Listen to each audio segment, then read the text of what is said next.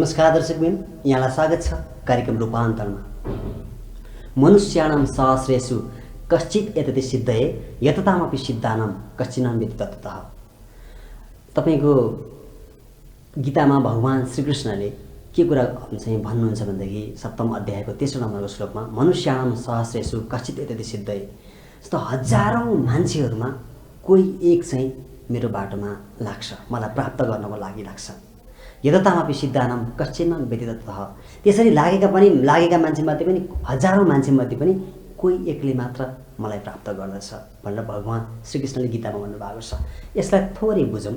यसलाई के गरेर बुझौँ भन्नुहुन्छ भने मन्दिर गएका हजारौं मान्छेको भिडमा त्यो परमात्मालाई खोज्छु भनेर हिँड्ने मान्छे धेरै कम हुन्छन्, धेरै नै कम हुन्छन्। तपाईँ मान्नुहोस् कि मन्दिर गएका सबै मान्छे परमात्माको लागि गएका हुन्छन्। कोही छोराको जागिरको लागि गएका हुन्छन्, कोही आफ्नो जागिरको लागि गएका हुन्छन्, कोही सन्तानको लागि गएका हुन्छन्। विभिन्न उनीहरूको दिमागमा माग हुन्छ, त्यो माग लिएर गएका हुन्छन्। अनि परमात्माको लागि भनेर चाहिँ पूजा म परमात्मालाई नै सम्झेर जान्छु भक्ति भावले भनेर गएका मान्छेमध्ये पनि कोही कोहीले वास्तवमै साँचो दिलले चाहिँ भगवानलाई सम्झेका हुन्छन्।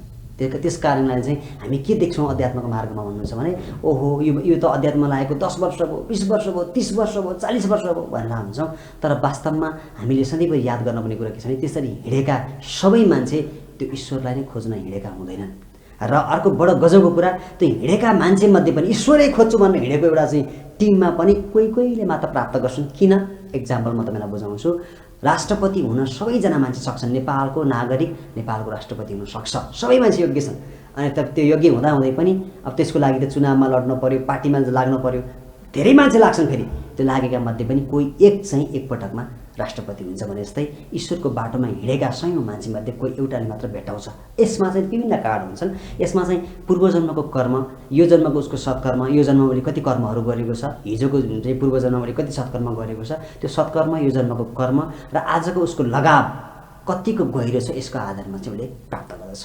दर्शकबिन, कार्यक्रम रूपान्तरणमा आज म बिल्कुल एकजना विशिष्ट अतिथि हुनुहुन्छ र बिल्कुल नयाँ चाहिँ मेरो कार्यक्रममा आजसम्म भन्दा बिल्कुल नयाँ चाहिँ विषयवस्तुमा म कुरा गर्न गइरहेको छु। आज मसँग एकजना सर्जक, गीतकार, सञ्चारकर्मी पनि हुनुहुन्छ। उहाँलाई चाहिँ मैले चाहिँ मेरो भाषामा भन्नुपर्दा चाहिँ मैले उहाँलाई वरिष्ठ गीतकारकै रूपमा लिन्छु। चर्चित हुनुहुन्छ, प्रख्यात हुनुहुन्छ। उहाँका चर्चित गीतहरू कहाँ होला र सुन जस्तो पितल भन्ने गीत, अनि हिमेरो सानो, धानको बाला लसरी पसरी भन्ने जति पनि गीतहरू, चर्चित गीतहरू छन्, हामी सबैजनाले सुनिरहेका छौँ। करोडौँ मान्छेले उहाँलाई चिन्नुहुन्छ, उहाँको गीत हेर्नु भएको छ। उहाँ हुनुहुन्छ सरोज लामिछाने। आउनुहोस् उहाँलाई स्वागत गरौँ र आजको रूपान्तरमा हामी उहाँसँगै कुराकानी गर्नेछौँ। सर यहाँलाई स्वागत छ कार्यक्रम। धन्यवाद। जति पनि गीतहरू हामीले सुन्यौँ, म आफै पेसाले म योग शिक्षक, योगाको ट्रेनिङहरू चलाउँछु, मोटिभेटर, मेमोरी ट्रेनर भएको हुनाले मलाई टिभी हेर्ने फुर्सद प्रायः हुँदैन। मैले टिभी नै हेरेको करिबन 12-15 वर्ष भयो। मैले टिभी हेर्न टाइम निकाल्न पाएको छैन। र मेरो चाहिँ कार्य चाहिँ तपाईँको चाहिँ दक्षता, कार्य क्षमताले त्यतातिर जान मलाई दिँदैन। मेरो चाहिँ अन्त्य चाहिँ फिल्ममा म बढी हेर्छु। तर कहिलेकाहीँ यी गीतहरू मेरो कानमा परेका छन्, बडो राम्रोसँग परेका छन् र बडा आनन्दले मैले सुनेको पनि छु। विवाहमा, व्रतबन्धमा, कुनै उत्सवमा, कुनै पार्टीमा म कतै पुग्दाखेरि यो गीतहरू मजाले बजिरहेको छ र धेरै मान्छेको जनजीवनमा यो गीतहरू झुन्डेको छ।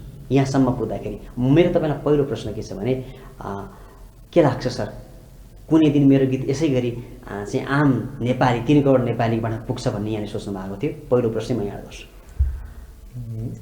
कुनै पनि कर्म गर्दा थोरै फलको आशा त गरिन्छ, तर म चाहिँ फेरि स्ट्रगल गर्ने पिरियडमा छ नि। हजुर। भोलि के हुन्छ त थाहा हुँदैन। आज कर्म चाहिँ गर्नुपर्छ, भोलि फल आए खाम्ला, फल नआए पनि अनुभव भयो भन्ने हिसाबले लागेको थिएँ। तर मेरो उद्देश्य चाहिँ एउटा सफल गायक बन्ने, एउटा गीतकार, सर्जक बन्ने नै थियो। हजुर। तर मैले यो त कल्पना गरेको हुँदैन, किनभने अरूको हेरेर देखिने कुराहरू हो। तर त्यही इन्भाइरोमेन्टमा हुर्किँदै आएको मान्छे आज मेरो गीतहरू चाहिँ दर्शक श्रोताहरूले यति धेरै मन पराउनुहुन्छ, माया गर्नुहुन्छ भन्ने चाहिँ त्यो कल्पनासम्म गर्न सकेन। त्यो चाहिँ अनि यसले त्यस्तो कुराहरू चाहिँ प्राप्त हुने रहेछ। एकदमै। अब अर्को कुरा नि सर, कोभिड-19 को समय चलिरहेको छ, सबै चिजहरू बन्द भएको अवस्था छ। यो बेलामा यहाँ एकजना सर्जकको, एकजना गीतकारको, एकजना गायकको चाहिँ दिनचर्या कसरी बितिरहेको छ?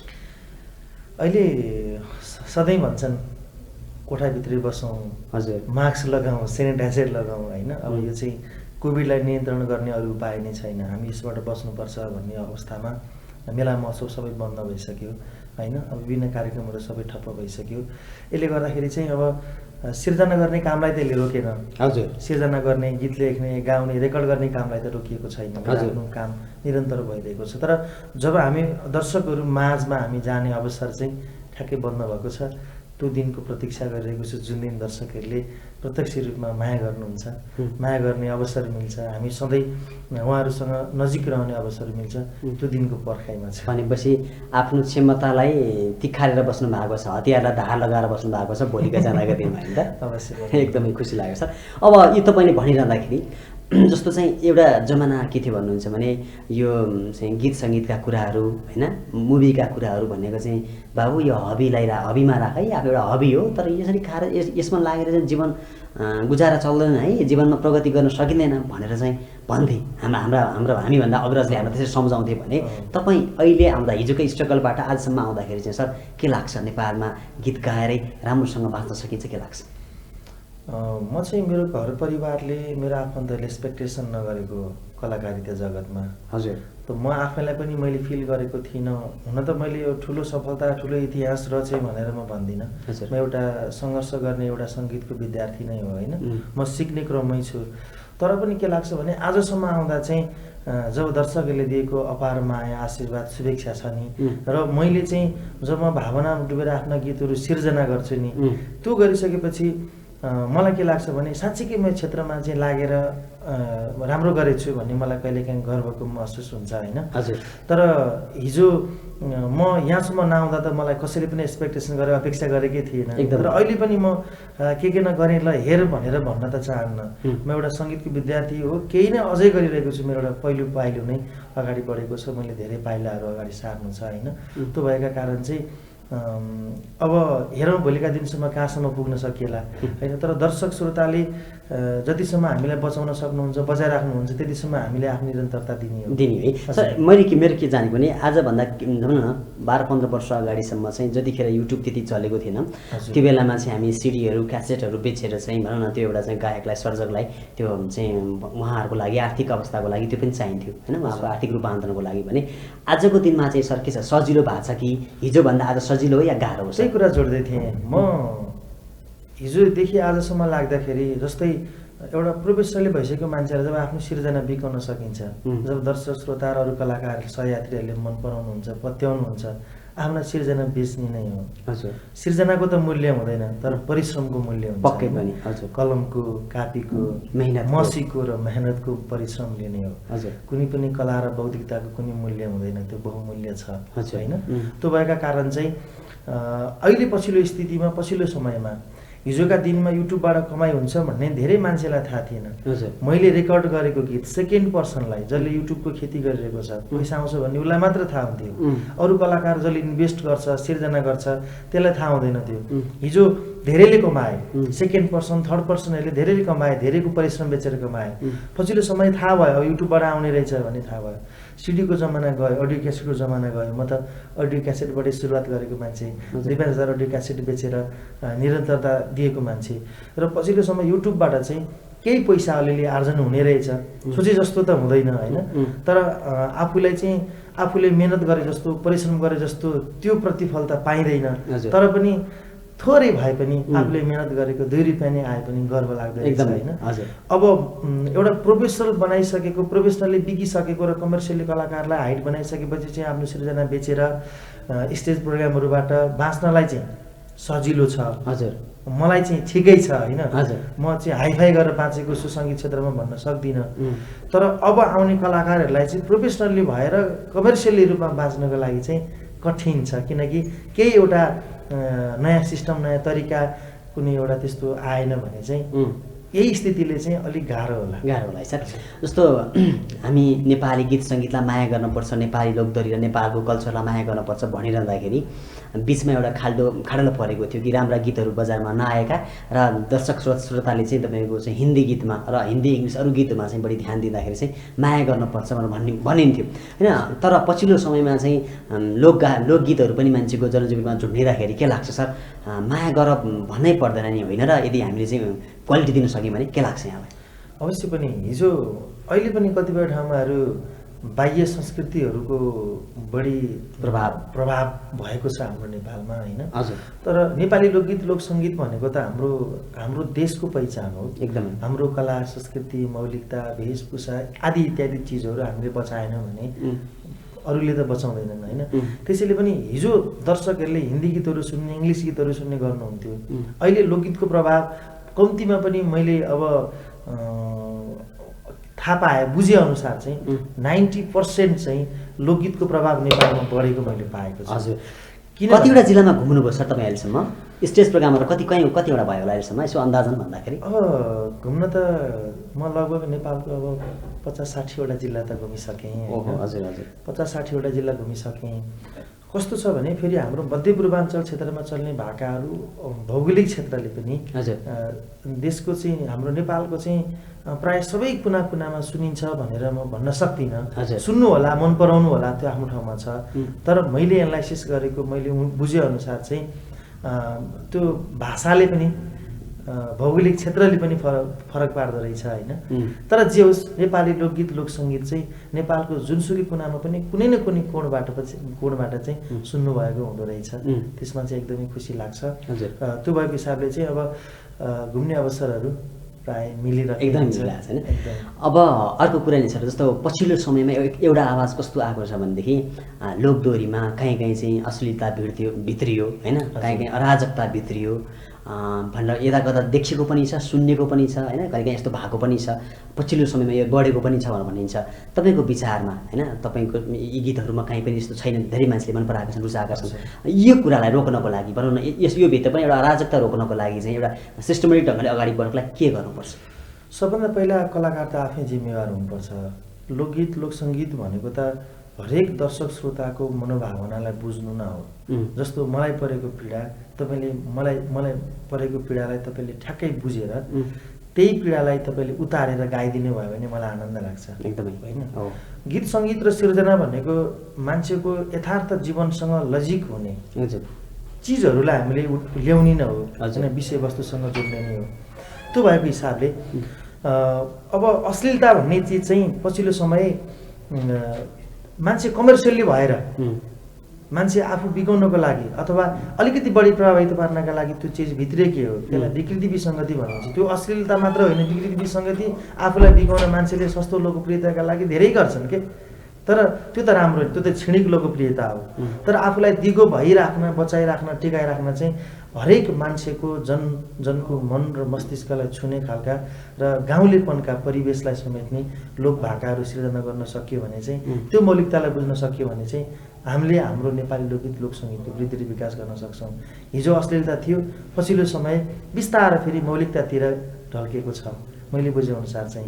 र दर्शक श्रोताले दिएको माया अनुसार चाहिँ मैले चाहिँ मेरो सिर्जना गर्ने शैली चाहिँ फरक छ होइन। मैले मौलिकता र टिपिकल विशेष गरी पुरानो खाले भनौँ न ठ्याक्कै चाहिँ तपाईँको हरेक आमा बुबाहरूलाई मनपर्ने उहाँहरूको मनोभावनालाई बुझ्ने कोसिस गर्छु म एकदमै। जस्तो छाडा शब्द प्रयोग नगरिकन दुई अर्थी शब्द प्रयोग नगरिकन भनौँ न तपाईँको चाहिँ एउटा फ्यामिलीले सबै फ्यामिलीसँगै बसेर पनि त हेर्न मिल्ने खालका गीतहरू पनि बनाउन सकिन्छ नि, त्यस्ता गीत पनि त उत्कृष्ट भएको छन् नि होइन? हजुर भएको छन्। त्यही त मैले भन्न खोजेको त्यही नै, मेरो चाहिँ शैली फरक छ। तर मान्छे छिटो प्रभावित हुनको लागि चाहिँ छिटो आफूलाई प्रभावित पार्नको लागि छिटो आफूलाई चाहिँ बिगाउनको लागि चाहिँ मान्छेले जे पनि गर्छ होइन। तर मैले भनिसकेँ त्यो त सस्तो लोकप्रियताको लागि क्षणिक लोकप्रियताको लागि त्यसले सफलता हासिल गर्न सक्दैन। त्यसैले हामीले बच्चा केटाकेटीदेखि लिएर गएर हाम्रा वृद्ध बुवा आमाले पनि मन पराउने खालको उहाँहरूले हेर्दा पनि उहाँहरूको मनोभावनालाई लजिक दिने खालको हो कि अरे पत्याउने खालको सिर्जना गर्न सक्नुपर्छ, त्यो खालको प्रेजेन्टेसन गर्नुपर्छ भन्ने चाहिँ मेरो मान्नु। एकदमै। अब तपाईँमा म केन्द्रित हुन चाहन्छु। सबैभन्दा पहिला तपाईँका यी गीतहरू एकदमै मान्छेको जिब्रोमै झुन्डेका छन्, धेरै मान्छेलाई मधुर लागेको छ, कर्णप्रिय भएको छ। म आफै पनि मेरो फिल फरक भए पनि मैले यी गीतहरूलाई सुनेको छु, मलाई पनि मनपर्छ। यसको लागि म तपाईँलाई बधाई दिन चाहन्छु एउटा कुरा। र दोस्रो कुरा चाहिँ यो सँगसँगै अर्को एउटा कुरा मलाई तपाईँसँग बडा म प्रभावित केमा छु भन्नुहुन्छ भने अलिकति सफलता पाउने बित्तिकै मान्छेको नेचर के छ भनेदेखि बडा नै घमण्ड गर्छ, ठुलै हुन्छ। सानो एउटा इक्जाम्पल म तपाईँलाई दिन्छु।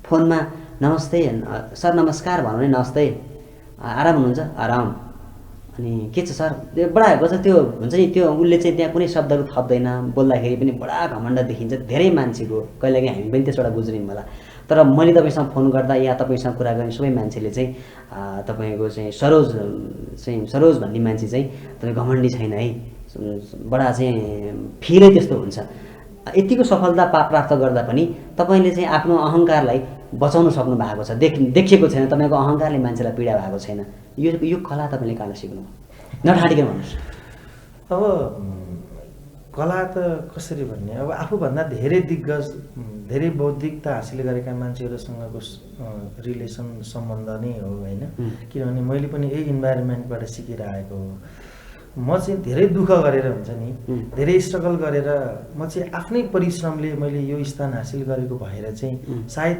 हजुरहरूलाई त्यस्तो फिल भएको होला हुन त म तपाईँको लागि जति लोयल भए पनि अरू कसैका लागि घमण्डी पनि हुन सक्छु किनकि सबै मान्छेका लागि सबै समान खालको व्यवहार र चरित्र देखाउन सकिँदैन कहिलेकाहीँ त्यो समय र परिस्थितिले पनि आफूलाई कहिलेकाहीँ घमण्डी बनाइदिन्छ कहिलेकाहीँ लोयल बनाइदिन्छ होइन त्यो तपाईँको हेर्ने नजर होला जस्तो लाग्छ मलाई होइन एभरेजको कुरा गरेको 10जना साथीले तपाईँको बारेमा 7जनाले भनेको कुरा अलिकति बहुमतमा जान्छ नि त 7जनाले तपाईँलाई घमण्डी भन्यो भने त्यो प्रायः मान्छेलाई फिल पनि हुन्छ मैले तपाईँलाई एभरेजमा कुरा गरेको यस्तो चाहिँ यो तपाईँलाई किन सोधेको भन्नुहुन्छ भने पछिल्लो समयमा युवा पुस्ताहरूले एउटा शब्द बढी प्रयोग गर्छन् एटिच्युड के एटिच्युड देखाउँछ यो भन्छन् क्या पछिल्लो समय बढी पुस्ता टिनेजरहरूले नि बढी प्रयोग गर्छन् अनि यो मान्छेको प्रब्लम पनि भएको हुन्छ बोल्दाखेरि कुराकानी गर्दाखेरि मान्छेको त्यो एटिच्युड सो हुने काम हुन्छ होइन भला तपाईँ धेरै पैसा कमाए पनि धेरै पद प्रतिष्ठामा बसे भने अर्को मान्छेलाई त्यसले मान्ने नराख्ला तर ऊ तपाईँसँग कुरा गर्दाखेरि तपाईँले चाहिँ उसले तपाईँलाई मान दिइरहेको छ सम्मान दिइरहेको छ तर तपाईँले चाहिँ त्यसलाई तपाईँलाई दिनुपर्ने थियो दिस टाइपले चाहिँ कुरा गर्दाखेरि चाहिँ उसको चाहिँ तपाईँको चाहिँ त्यो माइन्ड टेक्नोलोजी हामी त्यसलाई सेकेन्ड बडी भन्छौँ क्या उसको चाहिँ त्यो अहङ्कारमा धक्का हुन्छ बौद्धिक शरीरको चाहिँ वजन हुन्छ के अरे तपाईँको रेस्पेक्ट हो त्यहाँ धक्का हुने काम हुन्छ तर यसमा चाहिँ तपाईँले कसरी आफूलाई बचाउनु भएको छ कि यो चाहिँ हाम्रो लागि पनि सिकेको कुरा हुनसक्छ हजुर यो मैले भने म 0 लेभलबाट स्ट्रगल गरेर सङ्घर्ष गरेर आफ्नै परिश्रमले आफ्नै मेहनतले यो स्थानसम्म आएको भएर पनि धेरै यहाँनिर उतार चढावहरू आयो होलान् धेरै बाधा व्यवधानहरू आयो होलान् होइन धेरै भोको पेट बस्नु पर्यो होला धेरै दिन अनिदो बस्नु पर्यो होला धेरै दिन गाडीबाट तिर्न नसकेर बाटोमा हिँड्नु परेको होला धेरै दिन लगाउने किन्न सक्ने कपडा किन्न नसक्ने क्षमता नभएर चाहिँ पुरानै कपडा धेरै पटक लाउनु परेको अवस्था भएर होला त्यो भएर पनि मलाई के लाग्छ भने जिन्दगीमा चाहिँ जति आफू नम्र भयो जति आफू लोयल भयो जति कम्प्रोमाइजमा गयो जिन्दगीमा त्यति धेरै सफलता मिल्छ मैले चाहिँ के बुझेको छु भने जिन्दगीमा सफलता पाउनु सफलताको एउटा सूत्र भनेकै कम्प्रोमाइज हो लोयल हो ग्रेट नम्रता हो हजुर त्यो जहाँ नम्र भइन्छ जहाँ झुकिन्छ नि झुक्नु नै एउटा सफलताको सूत्र हो भन्ने मैले बुझेको हुनाले चाहिँ मलाई सकेसम्म चाहिँ कसैको मन नदुखाउँ कसैसँग अहमता नदेखाउँ कसैसँग घमण्ड नगरौँ जस्तो लाग्छ यहाँको यो कुरालाई पुष्टाइ गर्नको लागि चाहिँ टुप्पाडा होइन फेदबाट बोलाउनु पर्यो भन्ने एउटा नेपाली उखान छ होइन पक्कै पनि होइन र अर्को कुरा पानी थाप्न लिन पर्यो भने त्यो पानी लिन पर्ने जुन गिलास खाली छ भरि गिलास माथि हुन्छ थोरै गिलास तल हुन्छ लिने मान्छे नम्र हुनुपर्छ भन्ने कुरा पनि रह्यो है यो पक्कै पनि दर्शक पनि यो कुरा हामी रूपान्तरण कार्यक्रम हाम्रो कार्यक्रम रूपान्तरणले जीवन रूपान्तरणको कुरा गर्छ हाम्रो कार्यक्रम रूपान्तरणले समाज रूपान्तरणको कुरा गर्छ हाम्रो कार्यक्रम रूपान्तरणले व्यक्तित्व नै रूपान्तरण हुनुपर्छ यसमा आज बडा राम्रोसँग उहाँले एउटा सफल चाहिँ गायक सर्जकले पनि उहाँले एउटा कुरा चाहिँ बडा हामीलाई पोइन्ट आउट गर्नुभएको छ नम्रताको विषयमा बडो राम्रोसँग उहाँले देखाउनु भएको छ उहाँको जीवनमा चरितार्थ भएको छ अब सर हामी फेरि तपाईँको चाहिँ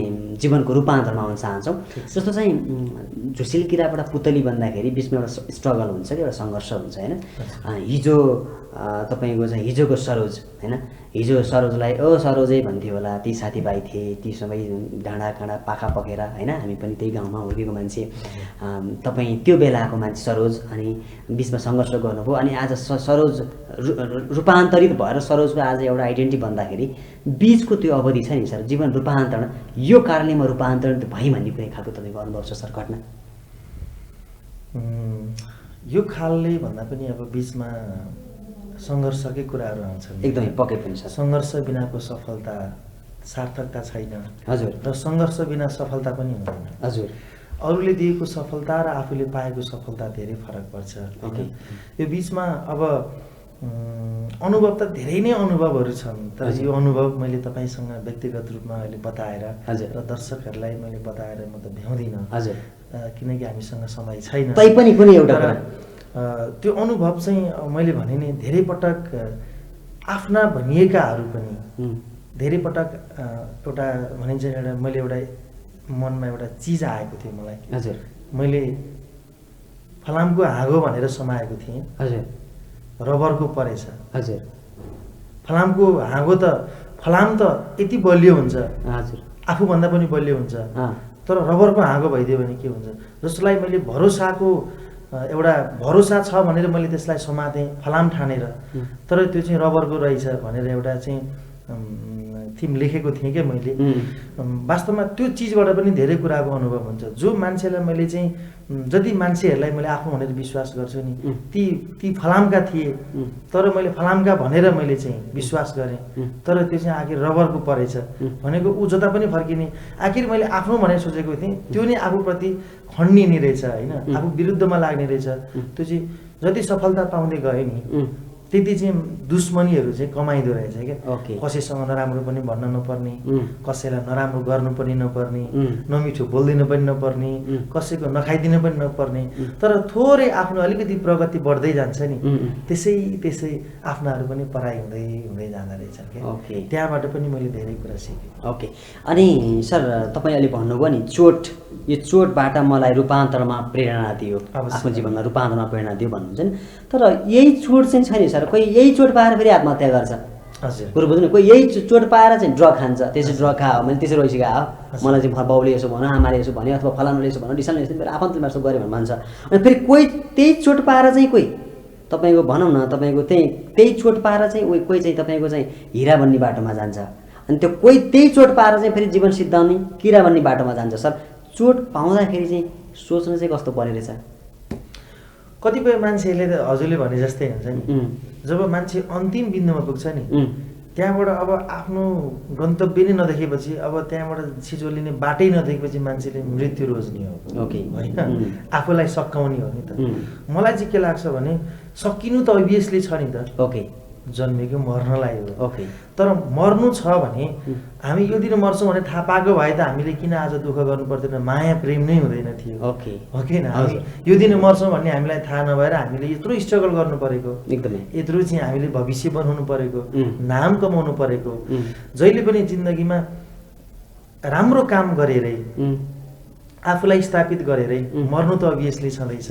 आफूलाई चाहिँ राम्रो काममा स्थापित गरेर आफूलाई चाहिँ भनौँ न जिन्दगी सिकेरै आफूलाई राम्रो बनाएरै सिद्ध्याउनुपर्छ, जान्छ जिन्दगी अभियसली भन्ने मलाई लाग्छ। त्यो भएको भएर चाहिँ चोटबाट चाहिँ हामीले गलत सोच राख्ने होइन, हामीले चाहिँ चोट भनेको जस्तो अब चोट नै विभिन्न किसिमको हुन्छ नि त, एकदम स्ट्रगल गर्ने पिरियडमा अब धेरै कुराका चोटहरू आउँछन्। एकदम अब कतिपय मान्छेहरूलाई चाहिँ बुझ्नुहुन्छ यो माया प्रेममा बिछोड भएपछि हुने चोट, तर त्यो मात्र चोट होइन नि त, त्योभन्दा पनि धेरै कयौँ गुणा चाहिँ धेरै चोटहरू मान्छेको स्ट्रगल पिरियडमा आउने गर्छन् होइन। तर मलाई चाहिँ त्यो समस्या आएपछि जहाँ समस्या त्यहाँ समाधान भनिन्छ नि, जहाँ समस्या भयो समाधान त अभियसली आइहाल्छ। एकदमै मलाई चाहिँ त्यस्तो लाग्छ कि समस्या आयो भने समाधान गरौँला। म चाहिँ अलि फ्याङ्कली टाइपको भनिन्छ नि, पेटमा पाप नराख्ने होइन, बोल्दा नमिठै भए पनि छुरै भए पनि होइन, तर यथार्थ त यथार्थ हो नि, सत्य त सत्य हो नि जस्तो लाग्छ। त्यो भएको भएर चाहिँ मलाई जस्तो चोट परे पनि आफूलाई परिवर्तन गर्ने हो, सिक्ने हो, अध्ययन गर्ने हो, त्यसलाई प्रयोग गर्ने हो। त्यहाँ क्विट गर्न पनि जरुरी छैन होइन, म चाहिँ सिद्धिन्छु भन्न पनि जरुरी छैन, त्यसरी प्रयोग गर्ने, त्यहाँबाट नयाँ जीवनको सुरुवात गर्ने हो, आफूलाई झन् निखार्ने हो, आफूलाई झन् परिवर्तन गर्ने हो र आफूमा केही सिक्ने हो, केही आर्जन गर्ने हो भन्ने लाग्छ। एकदम। अब कार्यक्रम रूपान्तरणको सम्भवतः म तपाईँलाई अन्तिम प्रश्न एउटा कुरा चाहिँ म सोध्छु। कयौँ यस्ता मान्छे हुन्छन् जसले 5वटा काम, 6वटा काम, 10वटा काम, 20वटासम्म काम गरे तर कुनै काममा नि सफल नहुने, अनि कयौँ यस्ता मान्छे गीत गाएका हुन्छन् 3 वर्ष 4 वर्ष गाएँ खासै हुँदै रहन्छ भनेर छोड्दै नि हुन्छन्। हाम्रै कुनै पनि फिल्डमा यस्ता मान्छे प्रशस्तै भेटिन्छन्। अब म यहाँको माध्यमबाट ती व्यक्तिहरू, त्यो खालको सोचाइ भएका मान्छेको लागि चाहिँ तपाईँलाई म भन्न चाहन्छु सर, सफलता मिल्नको लागि चाहिँ कति कतिपटक असफल हुनुपर्ने रहेछ अथवा कतिपटक भने जस्तो नहुनुपर्ने एउटा गीतै पनि छ नि सोचे चाहिँ जिन्दगी रहेनछ भने जस्तै कतिपटक त्यस्तो हुनुपर्छ अथवा तपाईँको चाहिँ के सफलता एक दुई पटकको असफलता अथवा एक दुई सफलता भनेको सुरुमै पाउने हो कि अथवा एक दुई पटक असफल हुनु पनि पर्छ भइन्छ पनि यहाँको अनुभव के छ? मैले बुझेअनुसार कुनै पनि बिरुवा आज रोपियो भने त्यसले भोलिपल्ट फल अवश्य दिँदैन। त्यो बिरुवालाई बचाउनको लागि हुर्काउनको लागि घाम पानीबाट बचाउनु पर्यो, बेला बेलामा पानी पनि हाल्नु पर्यो र जीवजन्तुबाट बचाउनु पनि पर्यो। फल त भोलि आउला होइन। सफलता भन्ने चिज कस्तो हो भने एउटा सूत्र छ नि, मान्छे पटक पटक लडेर पनि फेरि उठ्ने कोसिस गर्छ भने त्यो चाहिँ एउटा सफलता हो। ओके होइन हजुर, लडेर मान्छे हार खान्छ नि, फेरि लड्छ नि, फेरि हार खान्छ, तर लडेर पनि उठ्ने कोसिस गर्छ भने त त्यो चाहिँ सफलता हो कि। ओके उठ्ने कोसिस गर्नु चाहिँ सफलता हो। ओके त्यो भएको हिसाबले चाहिँ आफूसँग क्षमता छ भने आफूले त्यो कर्म गर्ने हो। आफूसँग क्षमतै छैन, आफूले आफूलाई चिन्न सकेन भने ओके त्यो कर्ममा लागेर अर्थ छैन। छैन। आफूसँग भएको क्षमता, आफूसँग कन्फिडेन्स छ, म यो गर्न सक्छु, मसँग यो क्षमता छ अथवा मलाई त्यो इन्ट्रेस्ट छ भने मैले जति पटक सङ्घर्ष गरे पनि त्यो खेर जाँदैन। त्यो सफलता नपाए पनि सङ्घर्ष गर्नु चाहिँ सफलता हो। त्यो सेटिस्फाई हुन्छ त्यसैमा अवश्य पनि मैले बुझेअनुसार चाहिँ त्यो भएको हुनाले आज बिरुवा रोप्नुहोस्, जोगाउनुहोस्, भोलि त फल अवश्य दिन्छ।